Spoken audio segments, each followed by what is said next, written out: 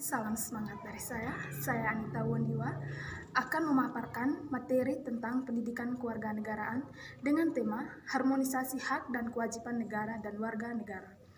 Ada beberapa poin yang akan saya jelaskan di sini. Yang pertama, latar belakang perlunya harmonisasi hak dan kewajiban warga negara dan negara. Pada masa ini, kita menyaksikan fenomena yang anomali di mana beberapa orang menuntut hak dan dengan gigih bahkan dilakukan dengan kekerasan, namun pada saat menunaikan kewajiban, semua orang tampaknya kehilangan gairah. Oleh karena itu, diperlukan untuk mengharmonisasikan antara kewajiban dan hak. Yang kedua, latar belakang historis, sosiologis, dan politik. Pertama, sumber historis. Dimulai dari masa awal mula, di mana secara historis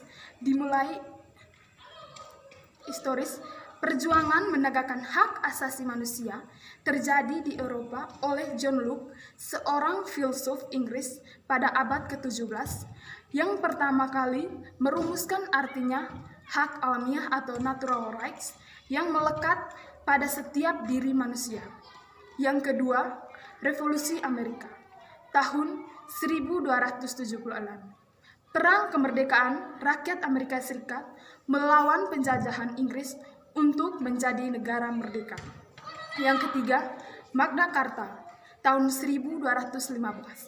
Magna Carta ini merupakan suatu perjanjian besar dari raja kepada bangsawan, yaitu pemberian jaminan beberapa hak oleh raja kepada para bangsawan beserta keturunannya. Yang keempat, Revolusi Prancis tahun 1789, yaitu perlawanan rakyat Prancis kepada rajanya sendiri, yaitu Raja Louis ke-16, karena telah bertindak sewenang-wenang dan absolut yang menghasilkan Declaration des Droits de l'Homme et du Citoyen atau pernyataan hak-hak manusia dan warga negara. Kedua, sumber sosiologis. Dari gejala sosiologis, yaitu berbagai gejolak dalam masyarakat sangat memprihatinkan, yakni munculnya karakter buruk yang mempengaruhi kehidupan sosial budaya. Yang berikut, social-cultural animosity, gejolak dalam masyarakat yang terjadi dalam masyarakat karena munculnya kebencian sosial budaya terselubung. Selanjutnya, Orde Baru tumbang. Setelah Orde Baru, muncullah oligarki, di mana kekuasaan terpusat pada sekelompok kecil elit. Dan yang berikut, Indonesia Baru, harus dibangun dari hasil perombakan terhadap keseluruhan tatanan kehidupan masa lalu. Inti dari cita-cita tersebut adalah sebuah masyarakat sipil yang demokratis. Yang terakhir, sumber politik. Secara politik, proses dan hasil perubahan Undang-Undang Dasar Negara Republik Indonesia tahun 1945 yang terjadi pada era reformasi munculnya sebagai tuntutan reformasi di masyarakat. Tentang itu disampaikan oleh Forum Mahasiswa tentang dinamika hak asasi manusia di Indonesia. Itulah latar belakang historis, sosiologis, dan politik sehingga munculnya harmoni hak dan kewajiban warga negara dan negara. Yang ketiga, esensi dan urgensi harmonisasi hak dan kewajiban warga negara yang terdiri dari agama.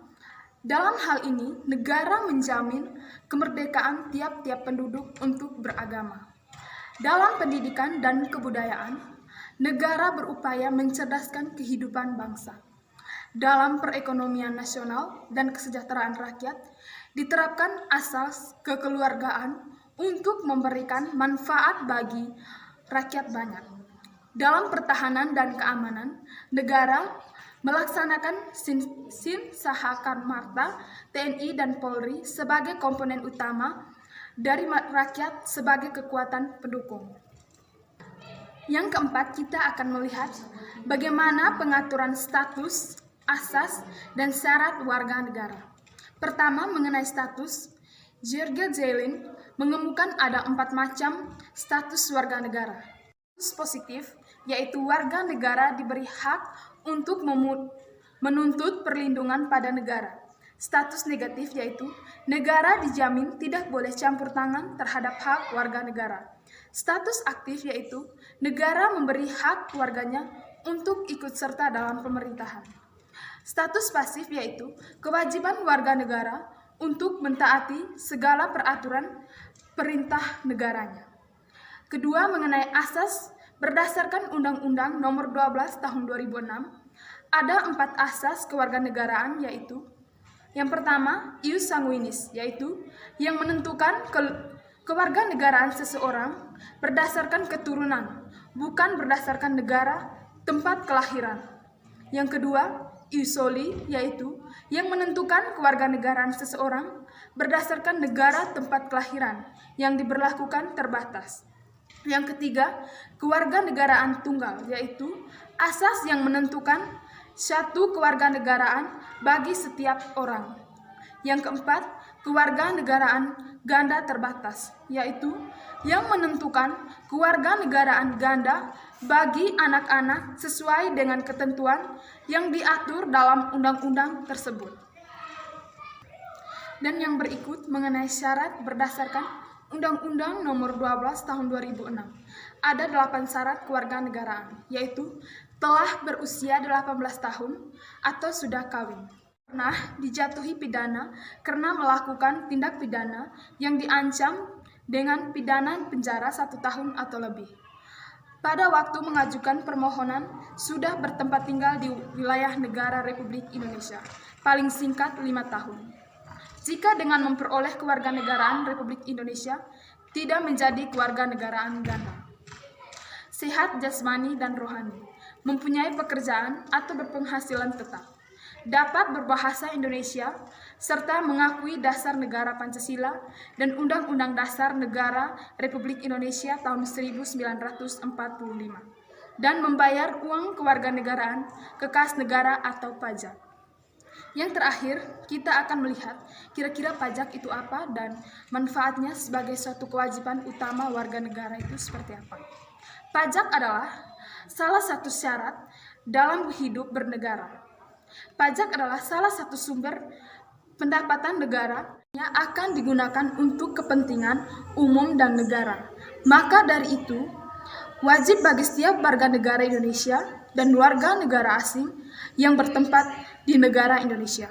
Adapun manfaat dari pajak ini yaitu sebagai anggaran di mana pajak merupakan sumber pendapatan negara yang nantinya diimbangi dengan pengeluaran negara. Yang berikut regulasi, di mana pajak bisa menjadi alat untuk mengatur bidang sosial dan ekonomi. Yang berikut sebagai distribusi. Dalam hal ini, negara menggunakan pajak untuk pemerataan kesejahteraan melalui jaminan kesehatan, bantuan, dan pemberian fasilitas publik. Dan yang terakhir, sebagai stabilisasi, yaitu negara dapat menggunakan pajak untuk mencapai stabilisasi ekonomi. Sekian dari saya, semoga bermanfaat untuk kita semua.